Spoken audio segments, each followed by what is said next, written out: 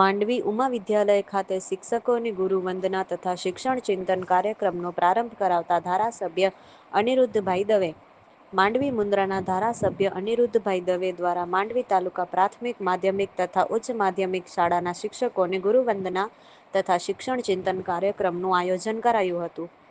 ઉમા વિદ્યાલય ખાતે કાર્યક્રમમાં માંડવીના 550થી વધુ શિક્ષકો ઉપસ્થિત રહ્યા હતા. કાર્યક્રમના યજમાન ધારાસભ્ય અનિરુદ્ધભાઈ દવેનું માંડવી તાલુકા શિક્ષક સમાજે સન્માન કર્યું હતું. જિલ્લા શિક્ષણ તાલીમ ભવનના પ્રાચાર્ય કમલેશભાઈ મોતા, જિલ્લા શિક્ષણ અધિકારી શ્રી વાઘેલા, કચ્છ જિલ્લા શિક્ષક સમાજના પ્રમુખ નયનસિંહ જાડેજા, તાલુકા શિક્ષણ અધિકારી કમલેશભાઈ ખટારિયા, બીઆરસી કોર્ડિનેટર મેહુલભાઈ શાહ, વ્યાસભાઈ, મેનાબેન મોઢા, શ્રી વેકરિયા, મોસમીબેન જોશી, ભરતભાઈ મહેતા, કાસમભાઈ નોડે, નરેન્દ્રસિંહ જાડેજા, નિલેશભાઈ અબોટી મંચસ્થ રહ્યા હતા.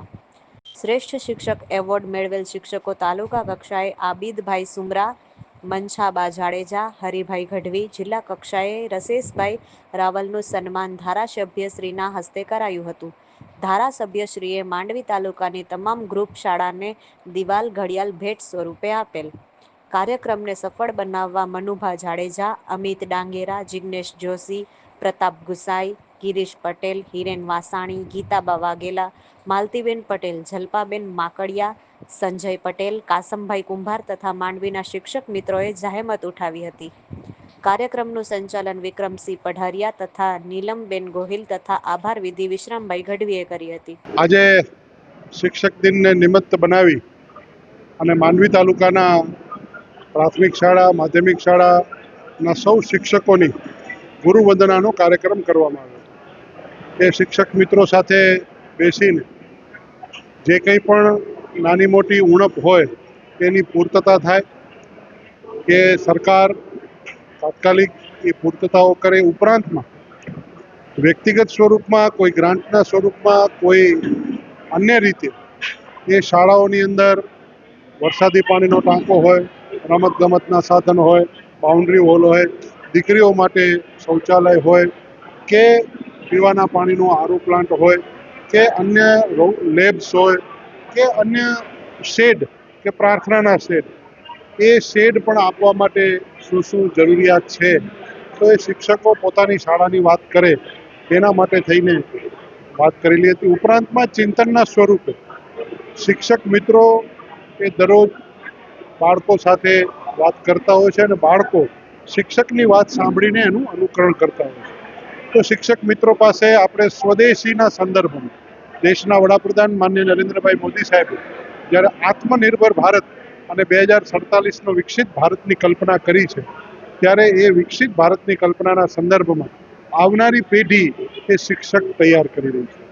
એ આવનારી પેઢી ભારત પ્રત્યે સંપૂર્ણ વફાદાર રહે, ભારત માતા પ્રત્યે સંપૂર્ણ વફાદાર રહી અને સ્વદેશીનો ઉપયોગ કરી સમરસતાને સાથે રાખી, પરિવાર અને કુટુંબના પ્રબોધનને સાથે રાખીને, એ પર્યાવરણના વિષયોને પણ સાથે ચિંતા કરીને એ શિક્ષક બાળકની અંદર એ ગુણ પ્રવેશે કે પર્યાવરણની જાળવણી કરે, કુટુંબનું પ્રબોધનમાં પરિવાર એક રહે, સ્વદેશીનો ઉપયોગ થાય અને સમરસતા, ઊંચ નીચ, જાતિ પાતિ આ તમામમાંથી આપણે બહાર નીકળી.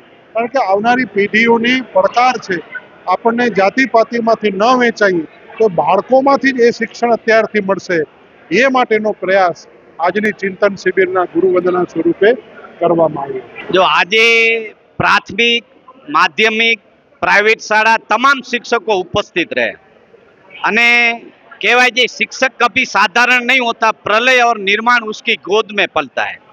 અને આજના ગુરુવંદના કાર્યક્રમમાં માનનીય ધારાસભ્યશ્રીએ કહ્યું છે કે મારે ખાસ જે બાળક છે જે તમારી સ્કૂલમાં ભણે છે એ બાળકને ભૌતિક અને શૈક્ષણિક જરૂરિયાતમાં કાંઈ પણ કમી ન રહે, તો હું શિક્ષકોને એટલો જ મેસેજ આપીશ કે આપણે એક આદર્શ શિક્ષક બની અને આપણી શાળામાં સારામાં સારું કાર્ય કરી અને એ જ બાળકો ભારતનું ભાવિ છે એટલે શ્રેષ્ઠ કાર્ય કરી અને નામના મેળવે એવી હું એમને આજના દિવસે શુભેચ્છા પાઠવું. આજના કાર્યક્રમમાં આપણા માંડવીના ધારાસભ્ય શ્રી અનિરુદ્ધભાઈ દવે, કચ્છ જિલ્લા પ્રાથમિક શિક્ષણાધિકારી ભૂપેન્દ્રસિંહ વાઘેલા, કચ્છ જિલ્લાના તાલીમ ભવનના પ્રાચાર્ય શ્રી કમલેશભાઈ મોતા, કચ્છ જિલ્લા શિક્ષક સમાજના પ્રમુખ શ્રી નયનસિંહજી જાડેજા, અમારા તાલુકા પ્રાથમિક શિક્ષણાધિકારી શ્રી ખટારિયા સાહેબ, બીઆરસી કોઓર્ડિનેટર મેહુલભાઈ, અમારા કેન્યુ શ્રી વેકરિયા સાહેબ, મોસમીબેન, ભરતભાઈ મહેતા અને અંદાજિત 500 થી વધારે સંખ્યામાં શિક્ષકો ઉપસ્થિત રહી અને આ કાર્યક્રમને સફળ બનાવેલ. હૃદયપૂર્વક ટ્રસ્ટીગણ અને આપ સૌ પત્રકાર મિત્રોનો પણ આજના કાર્યક્રમમાં આપ હાજર રહી અને એની નોંધ લીધી એ બદલ આપ સૌનો દિલથી હૃદયથી ખૂબ ખૂબ આભાર. જય હિન્દ, જય ભારત, જય જય ગરવી ગુજરાત.